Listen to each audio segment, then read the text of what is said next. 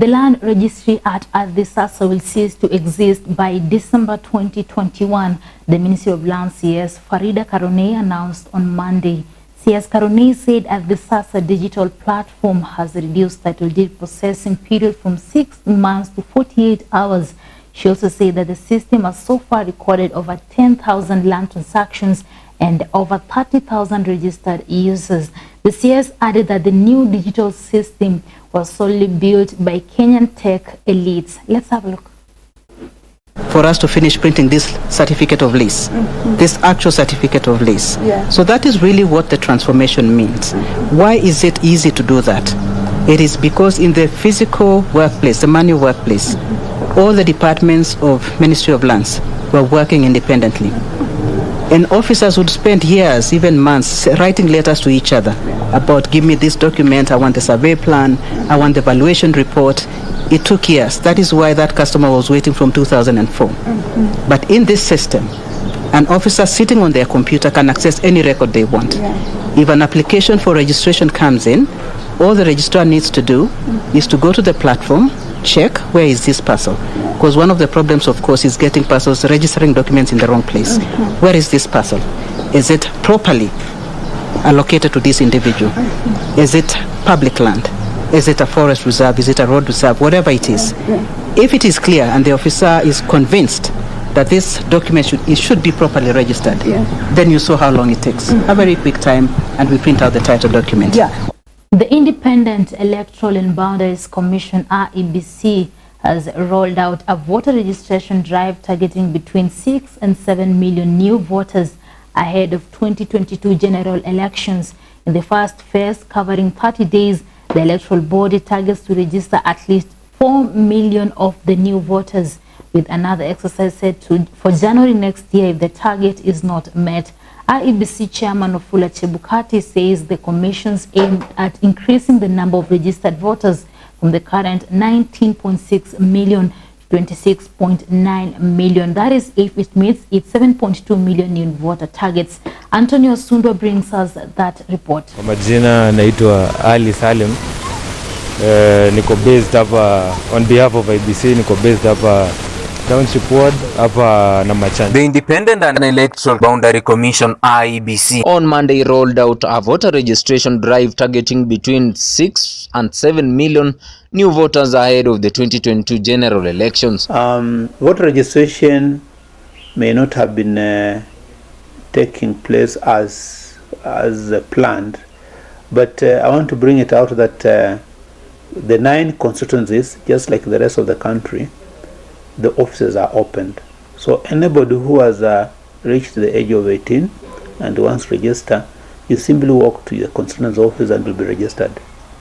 And that's what has been happening.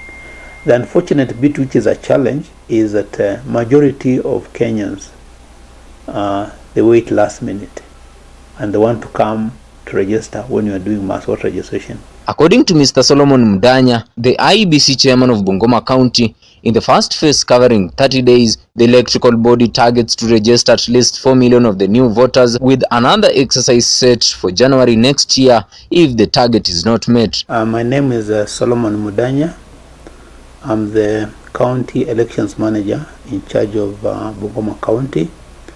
Bungoma County, as you know, has 9 constituencies, and each constituency has a returning officer. So all the 9 returning officers report to me. The national launch for the voter registration is currently taking place in Nakuru, where the top leadership led by the chairman, Chebukati, they are launching the activity. It's basically to inform Kenyans that now this activity has kicked off, and it's going to take 30 days from today. Despite the commission lamenting over the shortage of biometric voter registration kits required for the exercise, it has deployed at least 3 kits to each of the 1,450 wards to facilitate the exercise. So it's important they come out, register. Those who don't have IDs, let them pick the IDs from the register persons, because there are so many IDs that are there. Those who have not registered, they can also make it an effort to do that.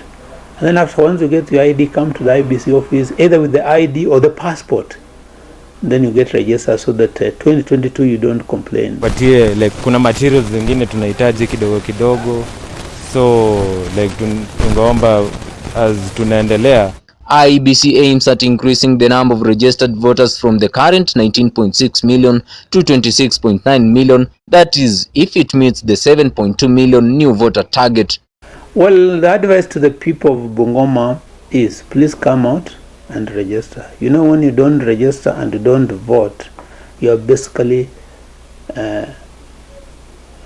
giving a chance for a wrong person to be elected into office. And you know what happens? You give somebody a chance for 5 years, he doesn't deliver, and he's suffering. Mr. Mdanya goes on to urge every youth who has attained the age of 18 years and above to register as a voter. And this goes down to family level. I mean, you come from a home, isn't it? You come from a family unit. You have brothers, you have sisters, you have cousins, and all that. Please, it is your duty to ensure, to encourage anybody who is in your family unit who is not registered to do it. And if everyone, can you imagine if everyone does it at family level, then we should not really have a problem. For Maisha Prime News, Maisha Television, I'm Anthony Osundwa. The government has extended the nationwide curfew by 30 more days as part of measures to combat the COVID-19 pandemic. The Health CS Mutahi Kagwe attributed the extension to the positivity rate, which he says still remains high, and the need to accelerate vaccination. Other containment measures, including the ban on gatherings and the operation hours for bars and restaurants, remain as previously announced. Philip Simiyu reports. The government has extended the nationwide curfew by 30 days as part of measures to combat the COVID-19 pandemic. I would also like to say that make an announcement even as I close my remarks and say first, there will be an extension effective today of the containment measures, including the curfew hours that are there. Making the announcement on Monday, Health CS Mutahi Kagwe said the positivity rate remains high, hence the need to extend the containment measures. And this is for two reasons. Number one is that we are still, as far as the positivity rate is concerned, we are still above the WHO recommended figures in terms of a 2 weeks period when you have got less than 5% of positivity rate at a high testing level.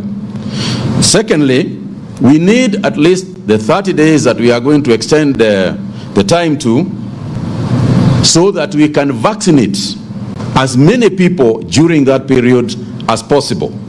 As we head for the Christmas holidays, we need to ensure that as many people in this country have been vaccinated as possible. It is the only way.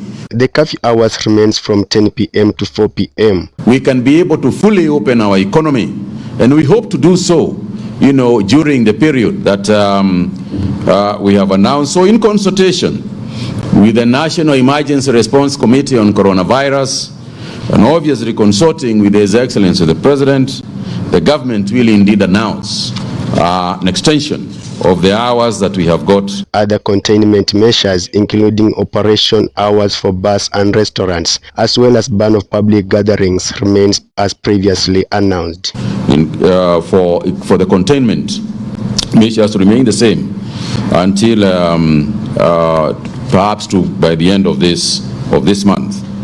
And therefore, for Prime News Maisha Television, I'm Philip Simiyu. And now